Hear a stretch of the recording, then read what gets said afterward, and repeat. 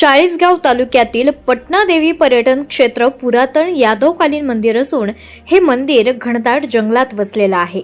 या मंदिराची आख्यायिका खूप आहे, म्हणून परिसरातीलच नाही तर लांब लांबून भाविक दर्शनासाठी पटनादेवी या ठिकाणी येत असतात।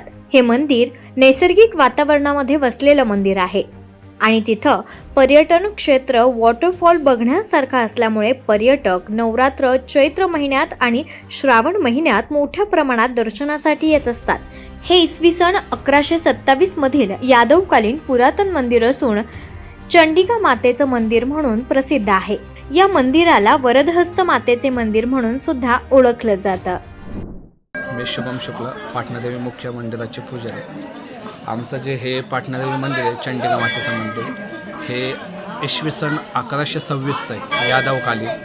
ज्यावेळेस दक्ष प्रजापतीने मोठा यज्ञ केला, त्या यज्ञामध्ये सर्व देवांना बोलवलं। महादेवांना न बोलवल्यामुळे महादेवांचा प्रकोप झाला, त्या यज्ञाचा विध्वंस केला गेला। त्या यज्ञामध्ये पार्वती मातेने आपलं शरीर त्यागलं, म्हणजे उडी मारली। मग त्या पार्वती मातेच्या शरीराचे 51 तुकडे तयार केले गेले। त्या 51 तुकड्यामध्ये पार्वती मातेचा उजवा हात इथे पडलेला आहे, त्याला म्हणतात वरदहस्त शक्तिपीठ।